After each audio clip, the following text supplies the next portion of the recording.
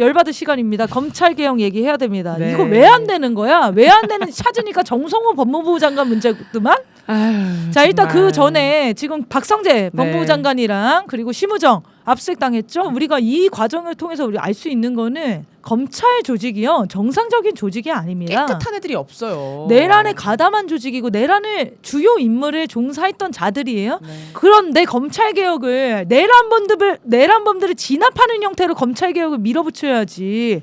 왜 이렇게 그렇게 간단하게 하던 경찰국 신설이 왜 검찰 개혁은 어렵습니까? 왜 공소청을 만드는 건 어려워요? 왜 중수청을 만드는 거 이렇게 어려운 일이죠? 그래서 정성호가 이런 얘기를 해요. 독립된 행정위원회 성격을 가진 국수위를 전체를 이제 기획 조정을 맡겠다고 국무총리실 아래 둔다는 건데 이거는 권한이나 관할 조정 부분에서 다른 문제가 생길 수 있다. 무슨 문제인지는 모르겠어. 다른 문제가 생길 수 있대. 그리고 이거에 대한 통상 사건에 대한 이의 신청 등이 통계상 한 4만 건 정도에 이르는데 이거를 다 다루는 건 물리적으로 불가능하다. 이런 얘기가 있고요. 행안부 내에 상호 인적 교류가 활발한 상태에서 행안부에 모든 걸 다 몰아넣으면은 어떤 문제가 발생할지 고려해야 된다. 이런 얘기를 하고 있어요. 아니 그래서 어쩌자는 거예요? 그러니까 모르겠어. 어쩌자는 건 모르겠는데 문제를 뭐 자꾸 하자는 얘기해. 그러니까 검찰 개혁 하지 말자는 얘기예요? 중수청이랑 공수청 만들어서 다 법무부 산하에 넣자는 거잖아요 결국. 네. 그 말은 뭡니까? 검찰이 지휘하겠다는 얘기랑 뭐가 달라요? 검찰 개혁의 본질 자체를 지금 이해를 못하는 사람은 법무부 장관에 임명해놓고 법무부 장관한테 이걸 지휘하라고 하면 어떡합니까? 그러면서 윤석열 때랑 사실 비슷한 얘기를 하고 있는 거예요. 1차 수사기관에 대한 사법 통제가 사실 굉장히 중요하다라는 이유로 검찰 개혁을 지금 약간 속도 조절해야 된다는 얘기를 하는 거거든요. 아니 그러니까 속도를 조절하면 언제 되냐고요. 언제 되냐고. 검찰이 지휘하지 않고 검찰이 수사권을 갖지 않는 검찰 개혁이 언제 이루어지냐고요. 정성호 장관은 검찰 개혁을 반대하는 거예요. 이거는 차라리 반대한다고 솔직히 얘기했으면 좋겠어. 이렇게 자꾸 이런 얘기를 하기보다는. 반대는 아니라는 거야. 중수청 설치하는 건 찬성이래. 근데 법무부 아래에 있어야 된다. 국수위 설치하는 건 찬성이야. 근데 이런 걱정은 많이 된다. 이런 얘기도 있어요. 검찰청 폐지로 신설될 기관을 공소청으로 명명하는 거에 대해서도 사실 좀 신중한 입장이다. 아니 어쩌자는 거냐고. 왜냐하면 검찰 내에 검찰총장 임명 관련된 규정들도 있고 검찰에 대한 규정들도 다 있는데 헌법상 이걸 다 어떻게 처리할 거냐. 갑자기 공수청으로 바꾸면 이러면서 신중론이라는 얘기를 해요. 그래서 국민들이 계속 주장하지 않았습니까? 법무부 장관 자리에는 검찰 개혁을 추진할 수 있는 사람을 앉히자고 했잖아요. 근데 왜 정성호를 앉혀놨습니까? 정성호가 이렇게 검찰 개혁에 제동을 건다는 거는 민주당 내 대통령실 내에도 이런 의사들이 굉장히 많다는 거예요. 그렇게 얘기하고 있지 않습니까? 자 어쨌든 정성호 이 발언에 대해서 댓글을 좀 가져왔는데 댓글을 보니까 꼭 공개적으로 문제 지적해야만 하나 자체에서 서로 만나서 의견 좀 나누면 안 되는 전화 좀 하라는 얘기죠 서로. 왜 자꾸 입장을 공개적으로 하냐. 왜 잘난 척하냐. 국민들 피곤하게 됐다. 이놈도 간첩이다. 법무부 장관 교체 안 됩니까? 나는 솔직히 정성호 별로 믿음이 안 간다. 미적대다 결국은 개검에게 숨구멍 틔워줬다. 맞죠? 틔워주고 있죠 지금. 틔워주는 게 목적이에요. 자 그럼 정성호 장관을 누가 통제할 수 있냐? 대통령만 통제할 수 있는 거냐? 아니에요. 이거 여론이 통제합니다. 강력한 여론이 필요합니다. 그래서 지지난주 우리가 촛불에서 검찰청 해체해야 된다라는 얘기를 아주 강력하게 주장하는 이유는 여론이 식지 않았다는 걸 보여줘야 돼요. 정성호 장관이 저렇게 주장하는 거 여론이 식었다고 보는 거예요 지금. 검찰개혁에 국민적 감심사가 떨어졌다고 생각하는 것 같은데 자 이렇게 되면은 결국 장관 사퇴론까지 찾아갑니다. 번질 수 있다는 거를 알아두셨으면 좋겠고요. 네. 자 그리고 추미애 의원도 페북에 글을 하나 올렸는데 친윤 라인들이 언제부터 반란을 일으켰고 그 반란을 일으킨 검찰들이 어디에 임명이 됐는지에 대해서 글을 썼어요. 이게 이제 지금 서울중앙지검 부장검사로 보직을 받은 이정화 검사에 대해서 예전에 박은정 감찰 담당관을 윤석열에 붙어서 공격한 검사라는 거예요. 근데 실제 박은정 검사가 유튜브에 나와가지고 이정화 검사를 특정하지는 않았지만 내란을 딛고 검찰을 개혁하고자 하는 여러 친윤 검사들을 좌천하기도 했지만 승진하고 요직에 주는 데 있어서 여성 검사들을 많이 승진시키는 것보다는 조금 더 검찰 개혁에 앞장을 서고 국민주권 정부에 걸맞는 검사들을 더 요직에 두면 어떻겠냐라는 얘기를 한 적이 있거든요. 박은정 검사가. 네. 근데 그 얘기한 검사 중 한 명이 사실은 이정화 검사라는 거죠. 네. 왜냐하면 검찰 개혁 한답시고 여성 검사들을 25%에서 42%까지 올렸다라고 사실은 칭찬하는 기사들이 사실 많이 나왔었거든요. 근데 여성 검사들도 친윤이 있다. 그렇죠. 그중 한 명이 이정화 검사라는 거예요. 그걸 추미애 의원이 페북에 적은 거죠. 이런 검사들 사실 이름이 잘 알려지지 않는 검사들도 정치 검사 검찰들이 검찰청 내에 어떻게 또아리를 틀고 있는지 하나하나 지금 적발해내는 거거든요. 이런 사람들 결국 검찰청이 해체되고 공소청, 중수청을 법무 산하에 두면 검찰이 지휘하는 체계가 다시 되면 또 정치 공작질을 벌일 놈들이라는 겁니다. 그런 사람들 다 뽑아낼 거 아니잖아요. 검사 다 해임시킬 거 아니잖아요. 그러니까 국민들이 견제할 수 있고 관리할 수 있는 기구들도 만들고 그렇게 검찰개혁안을 보완해 나가자고 하는 건데 정성호 장관은 왜 반대하죠? 정성호 왜 반대하지? 저희 지금 신중론의 방향은 뭐냐고요, 성우. 네. 국민들이 지금 지켜보고 그러니까 있어요. 신중론의 방향이 뭐냐고 발목 그만 잡으란 뜻이잖아요. 대책은 그러니까. 없이. 발목을 잡으려면요 안 될 이유를 찾으려면 얼마나 많이 찾을 수 그치. 있겠습니까? 무슨 지금 안 법을 될 이유잖아. 완벽하게 다 해놓고 추진을 해야 돼요? 중요한 본질적인 부분들만 떼내자고 일단. 네. 정성호 장관 지켜보고 있습니다. 자, 그리고 김영미 의원도 지금 내부에서 반대하는 사람들이 있다라는 인터뷰를 하고 있어요. 자, 김영미 의원 주장은 아니 이미 다 확정되어 있었다는 거예요. 왜 그렇죠. 이제 와서 난리냐는 거야. 그러니까요.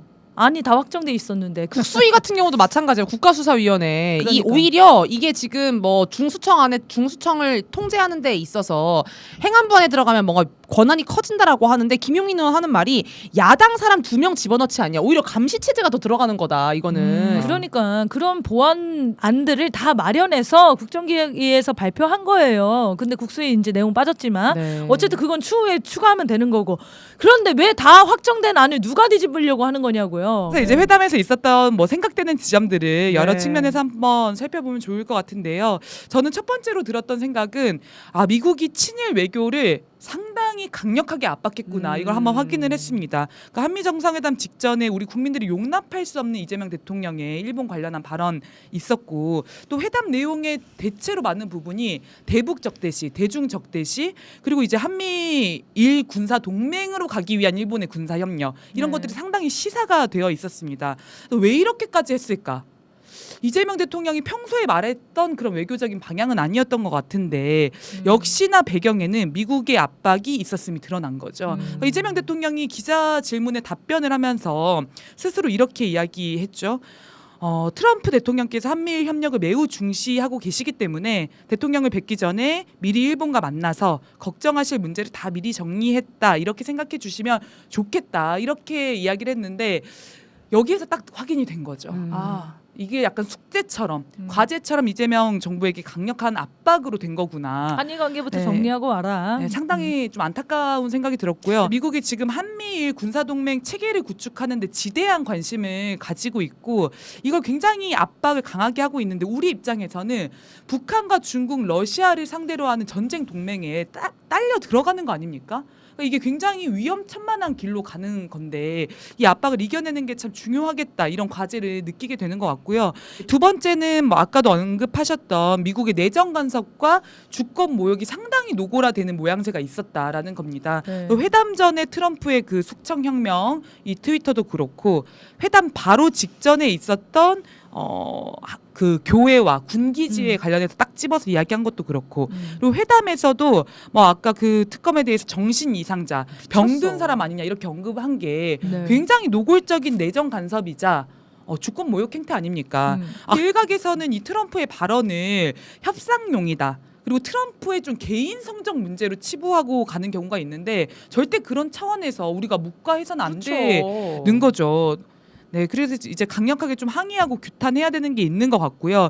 왜 그럼 트럼프는 북한 얘기만 계속 꺼내냐? 저는 전쟁 준비도 하면서 대화는 계속 하고 싶다. 이 얘기를 왜 꺼내냐가 정말 궁금했고. 아니 이 회담은 북한을 위한 회담인 것 한미 같아요. 정상회담이 아니라 북한 얘기가 야 너 북한이랑 친해? 누가 친해? 북미 정상회담 사전회담 같았어. 그러니까 북미 정상회담을 실무회담이에요? 준비하기 위한 실무회담. 언론에서 약간 실무회담격 방문이었다 막 이렇게 격화시키려고 하는 시도도 봤었는데 이번에 한미가 만난 아주 중요한 이유가 이것 때문입니다. 북한과 대화 채널을 어떻게든 열어보고 싶은 거거든요. 네, 그러니까 푸틴 러시아 대통령과 트럼프 대통령이 회담할 때도 북한과 관련한 문제를 하고 싶어 했었잖아요. 근데 그게 좀 뜻대로 잘 안 되지 않았습니까? 네. 이재명 대통령을 통해서 이 북미 관계를 개선하고 북미 정상회담을 만드는 어떤 통로로 삼고 싶었던 게 아닌가 싶고요.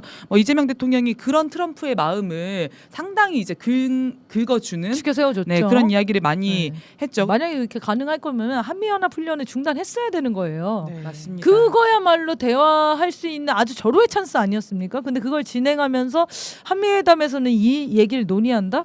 이게 어떻게 가능성이 좀 있을지 걱정되네요. 네, 굉장히 모순되다고 생각하고 대북 적대 군사훈련도 강행을 하면서 한미 동맹 체제도 가속화하면서 이게 같이 갈 수는 없는 거잖아요. 지금 한미연합훈련 진행되고 있는 거에 대해서 북한이 여러 직위에 있는 사람들의 입장을 통해서 이걸 규탄하고 있는 거거든요. 네. 대북 적대 군사훈련을 계속 진행하면서 북미 관계를 좋게 만들 수는 없을 거다. 이런 신호를 저는 준 게 아닌가 싶은 거고요. 근데 어쨌든 중요한 내용들은 다루진 않았어요. 그건 어떻게 보십니까? 네, 국방비 증액, 주한미군 전략적 유연성, 한미동맹 현대화 이런 것들이 이제 회담의 의제로 오르지 않을까 많이 예측을 했고 저도 사실 그 내용을 좀 방송에 그러니까요. 다루려고 했어요. 근데 이제 회담에선 다뤄지지 않았는데 트럼프가 이걸 공식적으로 압박하는 모양새가 한국 국민의 분노를 자아낼 가능성이 높다고 판단을 한 것 같습니다. 그건 이제 미 대사관 앞에서 저희가 대규모 촛불 집회를 매주 이어가고 있잖아요. 그러니까 미국은 이런 정보를 상당히 민감하게 수집하거든요. 네. 몇십 년 후에 드러나는 문건에서도 확인이 되지만 그러니까 이 반미 민심이 커지는 거를 불안해한다.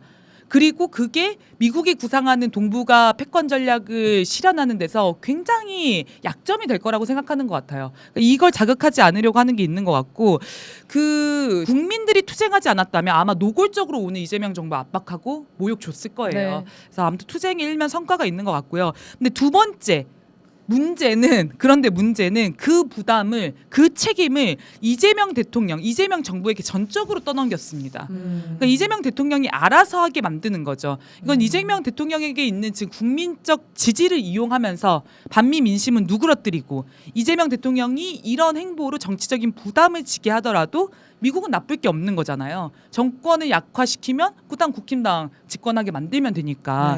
네. 지금 이게 어떻게 이재명 정부가 넘겨받았냐면 전략문제연구소라고 미국에 있습니다. CSIS 여기서 정책 연설을 했어요. 두 가지 얘기를 크게 좀 제 눈에는 들어오더라고요. 하나는 국방비를 증액하겠다고 공식적으로 선언했습니다. 이 국방비 증액이 한미동맹 현대화의 일환이라고 공식적으로 언급을 했고요. 두 번째로는 안미경중하지 말고 안보도 경제도 미국이랑 발맞춰라. 이게 지금 미국의 일관된 요구이지 않습니까? 이 얘기를 이재명 대통령이 질문을 받았고 답변을 했습니다. 이거를 이재명 대통령에게 하게 한 거죠. 이재명 정부 길들이게 하는 겁니다. 지금 내정가서 발언들은 고든창이나 이런 사람들을 통해서 하게 하고 네. 그리고 내부의 친미 세력들 계속 양성해 놓고 이재명 대통령이 그러니까 미국의 이익을 무조건 수용하게끔 만드는 여론 작전을 펼치는 거예요. 그럴수록 우리 국민들이 반미 여론이 높아져야 되는 거예요. 지금 진짜 네, 이거 너무 맞습니다. 중요할 것 같은데. 그래서 이재명 대통령이 압박을 느끼고 한미동맹 현대화라든지 이런 정책에 동조하는 형태로 갔을 수 있는데 이거 따라가면 우크라이나 꼴 나는 겁니다. 구사나님이 지적한 것처럼 이거는 이제 알아서 겨라. 알아서 우리가 국방비도 올리고 그걸 마치 우리의 국익인 양 포장해서 네. 위성락이랑 이런 자들이 그런 판을 짤 거라는 겁니다. 그럼 우리는 이게 미국이 요구하는 게 아니라 우리 정부의 필요성에 의해서 한 거야 라고 하면서 미국의 이익을 관철시키는 이런 검은머리 미국인들 이자들을 쳐내야 돼요. 네, 위성락 지금 조현 외교부 장관도 물망에 위험하죠. 오르지 않았습니까? 네, 네. 근데 저희가 모르는 인물들이 얼마나 많겠어요. 네, 김현종도 마찬가지고요. 네, 저는 이럴 때일수록 중요한 게 뭐냐 원칙과 정도의 길을 걷는 거라고 생각하거든요. 답은 언제나 국민에게 있다는 거. 국민이 가는 길에 가자고 하는 길에는 늘 승리만 있다는 것을 좀 강력하게 믿고 그런 원칙의 길, 정도의 길을 갔으면 좋겠습니다.